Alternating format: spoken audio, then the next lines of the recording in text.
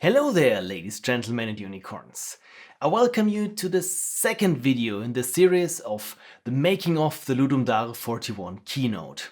And this time it's all about having things to play with while looking pretty. To be able to bring an assortment of different characters to life, you either have to be a great actor or rely heavily on props and wardrobe. So, props and wardrobe it was, for 6 different characters. Current fill was easy. A simple black t-shirt with a print that would work nicely against the green screen for the effect shots. The complementary color of green is red, and the Half-Life logo is of a reddish orange, so Half-Life 3 confirmed? Bookish fill was not a challenge either. Black jeans and a black uniform shirt with a collar, so he looked a bit more serious than current fill. Future fill, however, took more effort. The character, as is more than obvious, was heavily inspired by Doc Brown from the Back to the Future films. So much so that I tried getting the full costume online, but the ones that I found were either too expensive or were out of stock or both. So I still had this obnoxious Hawaii shirt and I thought this should do for a start, the rest I can piece together from, just what I find online. Golden jacket, golden pants, futuristic shoes, and a Casio wristwatch, one of many little nods to the 1980s. That little shopping spree thoroughly messed up my Amazon recommendations. So much gold, oh dear. The futuristic shades I got from a shop overseas, and shipping costs 3 times as much as the thing itself. The last missing piece was Doc's iconic clear tie.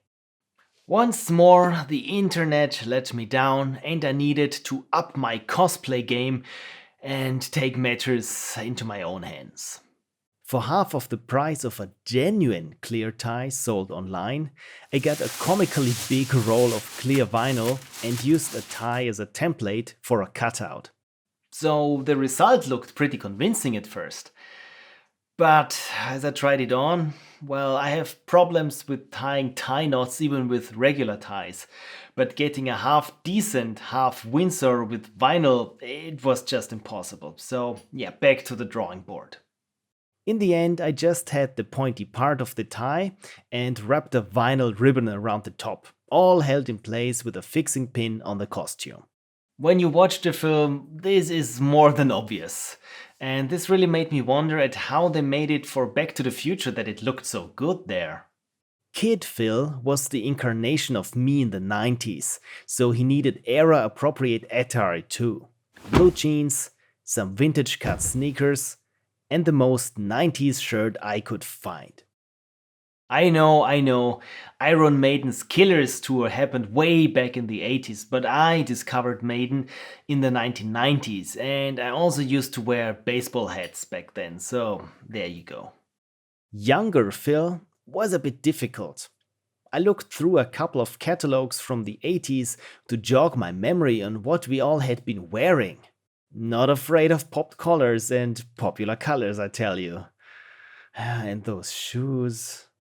I didn't want to buy yet another pair of sneakers, and the same applied to pants, but my budget allowed at least for a new t-shirt. So I looked around for that Mickey Mouse t-shirt that I had in grade school, because Mickey Mouse t-shirts in grade school were just the hottest shit to wear. I found only a single good one that looked like it came straight from the 80s. And it was cheap too. When I unpacked it, I knew why. Plan B.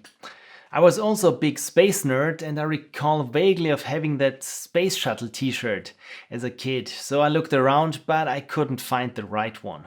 Instead of spending even more time online hunting for the right one, my perfectionism kicked in, and within an hour or two I came up with a custom design in Illustrator.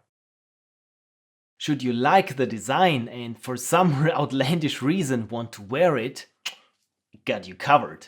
On my Redbubble store, you can get it on a t-shirt, or a sweater, or a pair of leggings. I put the link in the description for you weirdos.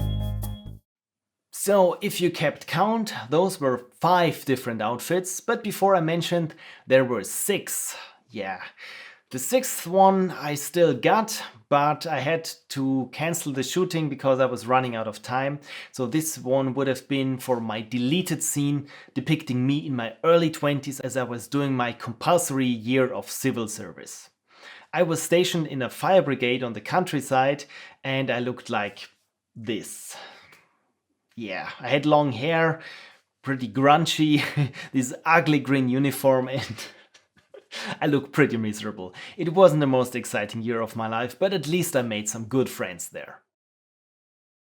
To get things right, I wanted to order that exact outfit I had been forced to wear on the job. But I found out that you can't order it unless you're a registered firefighting division, which I am not. Again, I needed to get creative. I found a cheap fighter pilot costume, which I was hopeful to repurpose. While I was at it, I also ordered a wig of my Kurt Cobain commemorative hairstyle that didn't look as cheap as all of the novelty wigs. And here's what my costume would have been. I'd have removed the tags, of course. Top Gun reboot, anyone? Either way, I'm keeping the wig. Maybe I will need it for a future video. Who knows?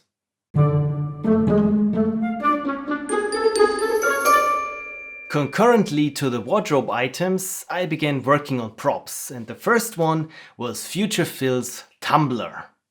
As I still had plenty of time, I wasted way too many hours in Illustrator on this Starflux coffee logo. By the way, if inkjet transparencies are marketed as waterproof, don't trust it. Books and dice we still had around, so those weren't the big problem. But I had some period pieces of the 80s and the 90s, so I wanted to stay true to my interests in the 90s or in the 80s of what my room back then looked like without going completely overboard with the set dressing. So it had to be more minimal, but still, carry across the spirit of the era. Let's take a look at younger Phil's room and all that scattered junk on the floor. As you can see here, a lot of old Nintendo stuff, and of course some Legos and Donald Duck stuff and crayons. I still have the Lego from my childhood somewhere. I think it's at my parents' and I couldn't just go visit them. For one thing, they're living 300 kilometers distance from here, and for another thing, if you visit your parents, they want you to fix your printer. And we all know that's a slippery slope. So instead, I just bought the cheapest Lego house set that I could find. But those minifigs, those little Lego people, they look different today than they looked back then. Nowadays, it's all dude faces with very grim looks and much more details and stubble. So yeah, this wasn't going to work. Again, eBay to the rescue. And for a cheap price, I got a random selection of those wacky old ones. And a certain candy bar. In the close-up, you'll notice that it looks like a Twix, but the wrapper reads Raider. Why is that? In most European countries, Twix was marketed as Raider until the early 1990s. And some of us still refer to the 80s as the time when Twix was still called Raider, or as we pronounced it, Raider. So for some instant nostalgia, just put a Raider bar in there and you're good. So the 10 euro bucks I spent on it online were all well spent. Come to think of it, Future Phil's costume looks a lot like a Raider bar. But now let's have another look at the same set, but dressed for the 1990s. I wanted the location to look different enough, but still to be recognizable as the same room.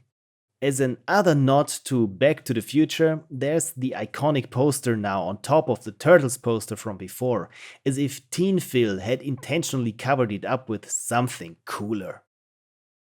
On the floor we see an audio CD, cartridges and boxes of Game Boy games, a Twix candy bar, and a VHS tape.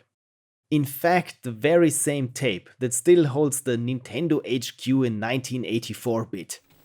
That's the dumbest thing I've ever heard. And that's it for this video. Next time we'll be looking at the actual shooting and why it took place mostly at night and how I obfuscated this. So it is same bad time, same bad channel. And if you want to support me in making more videos like this, consider becoming a patron or just shoot me a one-off donation at pixelprophecy.com/donation. Thank you very much and see you around.